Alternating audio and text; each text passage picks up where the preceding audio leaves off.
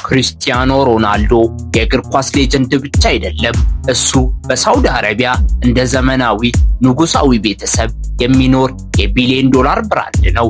ከ200 ሚሊዮን ዶላር ኮንትራት ጀምሮ እስከ ግል ጀቶች፣ ግዙፍ መኖሪያ ቤቶች እና ከ620 ሚሊዮን በላይ ተከታዮች ያሉት የዲጂታል ግዛት፣ ይህ ከቅንጦት በላይ ነው፣ ዓለም አቀፋዊ ኃይል ነው። የCR7 የቢሊዮን ዶላር የቅንጦት ህይወት ለመቃኘት ዝግጁ ናችሁ? ሰብስክራይብ በማድረግ የክሪስቲያኖን ልዩ ዓለም አብረውን ይቃኙ። ክሪስቲያኖ ሮናልዶ ከአልናስር ጋር ያደረገው የ200 ሚሊዮን ዶላር የዓመት ኮንትራት በእግር ኳስ ታሪክ ውስጥ ትልቅ ለውጥ ብቻ አልነበረም፣ በዓለም አቀፍ ደረጃ ተጽዕኖን የመፍጠር ስልታዊ እርምጃ ነበር። መካከለኛው ምስራቅ በተለይም ሳውዲ አረቢያ ጎል ወይም ዋንጫ ብቻ አልገዛችም፣ እነሱ ተጽዕኖን እየገዙ ነበር። በሮናልዶም አትሌት ብቻ አላገኙም፣ ሕያው የሆነ ዓለም አቀፍ ብራንድ አረጋገጡ። የኢንስታግራም ተደራሽነቱ ከአብዛኞቹ የዓለም መሪዎች ይበልጣል። የሳውዲ አረቢያ የ2030 ራዕይ የመንግስቱን የወደፊት ሁኔታ በድፍረት እንደገና የመቅረጽ እቅድ ነው። ከነዳጅ ጥገኝነት ወጥቶ ወደ ቱሪዝም፣ መዝናኛና ዓለም አቀፋዊ ተዛማጅነት የመሸጋገር ንድፍ። ነገር ግን ያንን ለውጥ ለማፍጠን ሀገሪቱ በኢንስታግራም ፖስት አመለካከት እንዲቀይሩ የሚችሉ ታዋቂ ሰዎችን ትፈልግ ነበር። ክሪስቲያኖ ሮናልዶ የዚያ ለውጥ ፊት ሆነ። የሱ ሪያድ መድረስ የእግር ኳስ ዝውውር ብቻ አልነበረም፣ እኛ ለንግድ ክፍት ነን፣ ለወደፊቱም እዚህ ይኖራል የሚል ዲፕሎማሲያዊ መልእክት ለዓለም ያስተላልፍ ነበር። ሮናልዶ የሳውዲ ምድርን ሲረግጥ አርዕስተ ዜናዎች ስለ ታክቲክ ወይም አሰላለፍ አልነበሩም፣ ስለ ባህል፣ ማንነትና ኢኮኖሚያዊ ለውጥ ነበሩ። የሱ ጋዜጣዊ መግለጫዎች ከፖለቲካ ጉባኤዎች በላይ የዓለም አቀፍ ሚዲያ ሽፋን አግኝተዋል። የሱ መገኘት የሀገር ውስጥ ስታዲየሞችን ወደ ዓለም አቀፍ መድረክ ቀየራቸው። ብዙም ሳይቆይ ሌሎች የስፖርት ታላላቅ ኮከቦች እሱን መከተል ጀመሩ። ነገር ግን ብዙዎቹ የሚዘነጉት ከዚህ እርምጃ ጀርባ ያለውን የተቀናጀ ሥራ ነው። ሮናልዶ አሁን በሳውዲ አረቢያ የሚያጣጥመው የቅንጦት ሕይወት፣ የ15 ሚሊዮን ዶላር መኖሪያ ቤቱ፣ የጥበቃ ቡድኑ፣ የላቁ የሹፌር አገልግሎቶች እና ለፍላጎቱ የተሟላ የግል ጂም ተራ ስጦታዎች አይደሉም።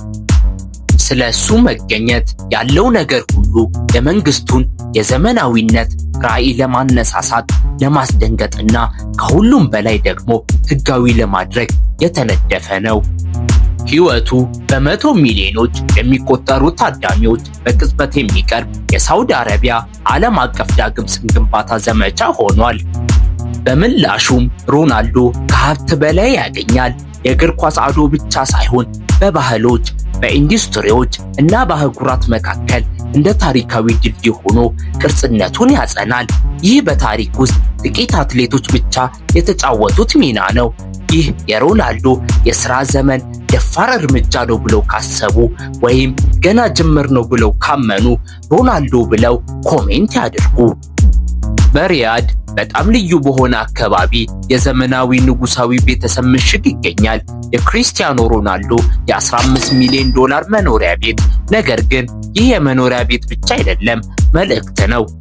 የዓለም ዝነኛው እግር ኳስ ተጫዋች ምን ያህል ርቀት እንደመጣ የሚያሳይ የእይታ ማረጋገጫ ነው። በማዴራ ከሚገኝ መጠነኛ አስተዳደግ ተነስቶ የዘመናዊ ፈጠራን ከአረብ ቅንጦት ጋር የሚያጣምር መኖሪያን እስከ ማዘዝ ደርሷል።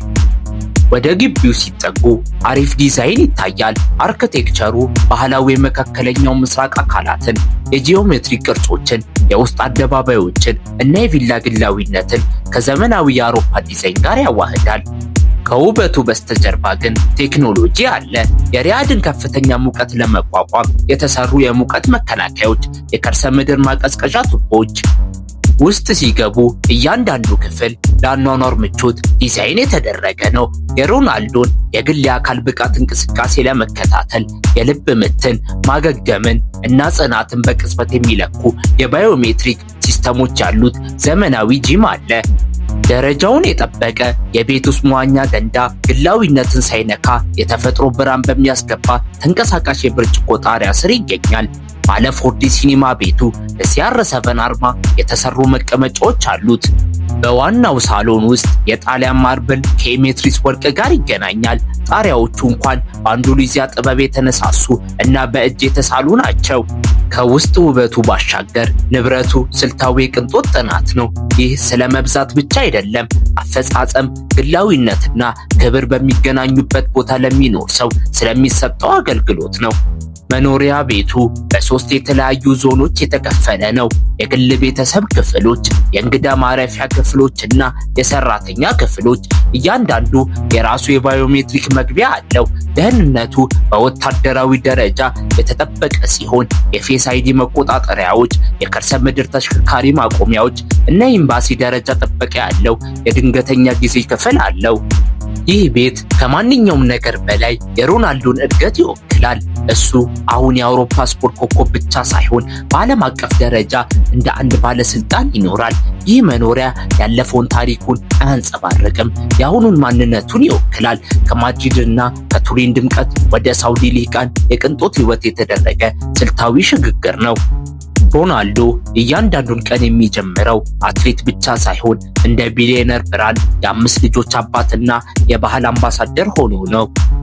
ርዝመቱ 51 ጫማ፣ ክንፉ ከ99 ጫማ በላይ የሆነው የክሪስቲያኖ ሮናልዶ ገልፍስትሪም G650 ጀት ብቻ አይደለም፣ በሰማይ ላይ ያለ የቁጥጥር ማዕከል ነው። $75 ሚሊዮን የሚያወጣው ይህ አውሮፕላን የቅንጦት አቪዬሽንን በድጋሚ የሚተረጉም ሲሆን ለዓለም አቀፍ ኮከብ እንደ ተንቀሳቃሽ መጠጊያና ስልታዊ የንግድ መሳሪያ ያገለግላል። በሮናልዶ ትክክለኛ ፍላጎት መሰረት የተሰራው የጂ650 ጀት በቦታ አጠቃቀምና ውበት ረገድ እጅግ የላቀ ነው። በበርካታ ክፍሎች የተከፈለ ሲሆን ሳሎን፣ የስብሰባ ቦታ፣ የመመገቢያ ቦታና የግል መኝታ ቤት ያለው ሲሆን በበረራ ወቅት ወደ በራሪ ቢሮነት ይለወጣል። መቀመጫዎቹ በሲአር7 አርማ የተሰፋ ሲሆኑ መስኮቶቹ በግል አቪዬሽን ውስጥ ትልቁ በመሆናቸው በጉዞ ወቅት የተፈጥሮ ብርሃን እንዲገባ ያደርጋሉ። ነገር ግን ይህ ለምቾት ብቻ አይደለም። በየሀገሩ የቢሊዮን ዶላር ኢምፓየርን ለሚያስተዳድር ሰው ጊዜ ገንዘብ ነው። የጀቱ ርቀት ከ7000 ኖቲካል ማይል በላይ በመሆኑ ከሪያድ ወደ ኒውዮርክ፣ ለንደን ወይም ቶኪዮ ያለምንም ማቆሚያ ለመጓዝ ያስችላል።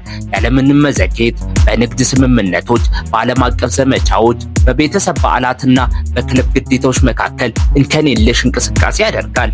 ይህ ጀት በሰማይ ላይ ካሉት ፈጣን ሲቪል አውሮፕላኖች አንዱ ነው። በውስጡ ያለው ኢንተርኔት ሮናልዶ 51000 ጫማ ከፍታ ላይ ሆኖ ኮንትራቶችን እንዲደራደርና የሲአር7 ብራንድ ስራዎችን እንዲያቀናጅ ያስችለዋል። የሙሉ ጊዜ የበረራ ሰራተኞችና በሚሼሊን ኮከብ ባለቤት በሆኑ ባለሙያዎች የሚዘጋጁ ምግቦች እያንዳንዱ ጉዞ ለአፈጻጸምና ለምቾት የተመቻቸ መሆኑን ያረጋግጣሉ። ሮናልዶ ሰማይን መቆጣጠር ቅንጦት ሳይሆን አስፈላጊነት መሆኑን አሳይቷል። በሪያድ ድምቀት ስር በሞናኮ ወይም በቤቨርሊ ሂልስ ከሚገኙ ማሳያ ክፍሎች ጋር የሚወዳደር የግል ጋራዥ ይገኛል። የክሪስቲያኖ ሮናልዶ የ$21 ሚሊዮን የመኪና ክምችት ስለ ጉልበት ብቻ አይደለም፣ ስለ ቅርጽና ቅንጦት በጥንቃቄ የተመረጠ መግለጫ ነው። በዚህ ጋራዥ እምብርት ላይ ቡጋቲ ሴንቶዲሺ ይገኛል። በዓለም ላይ 10 ብቻ ያሉት ይህ የ$9 ሚሊዮን መኪና ሮናልዶ በልጅነቱ ያደንቀው የነበረውን መኪና ለማስታወስ የተሰራ ነው። አጠገቡም ፌራሪ ሞንዛ SP2 ይገኛል። ፌራሪ ለሚመርጣቸው ጥቂት ደንበኞች ብቻ የሚሸጠው ይህ መኪና በሲአር7 አርማ ተለይቶ የተሰራ ነው። በተጨማሪም በማክላረን ሴና መኪና ውስጥ የሮናልዶን የዲሲፕሊን እና የታሪክ ባለቤትነት መንፈስ እናያለን። እነዚህ መኪናዎች ለእይታ ብቻ ሳይሆን ዋጋቸው እየጨመረ የሚሄድ ኢንቨስትመንቶች ናቸው።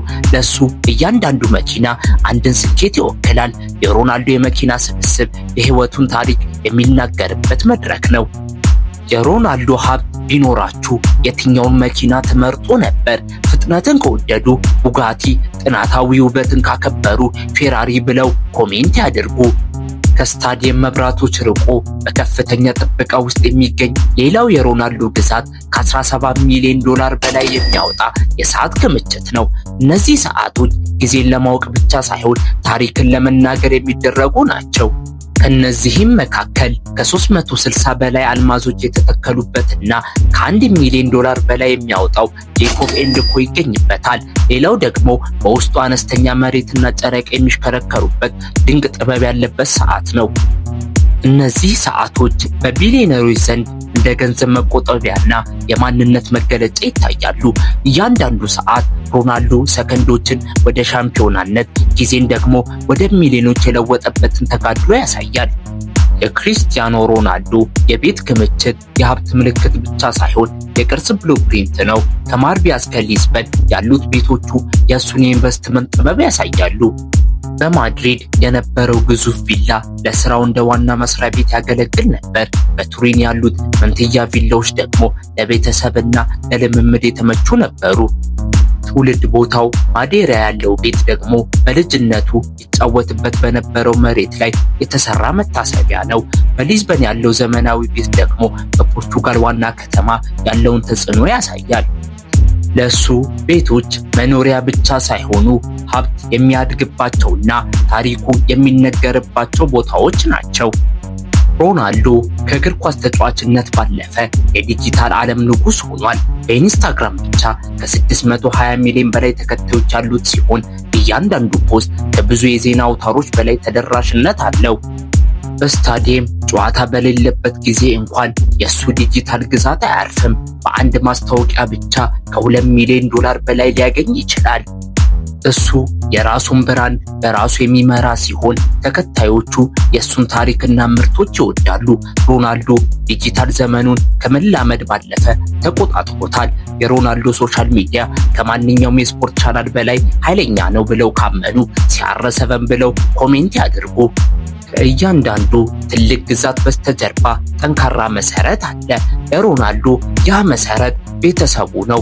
ዓለም ዋንጫዎቹና የቅንጦት ህይወቱን ሲያይ፣ እሱ ግን በቤት ውስጥ እውነተኛ ማንነቱን ይኖራል።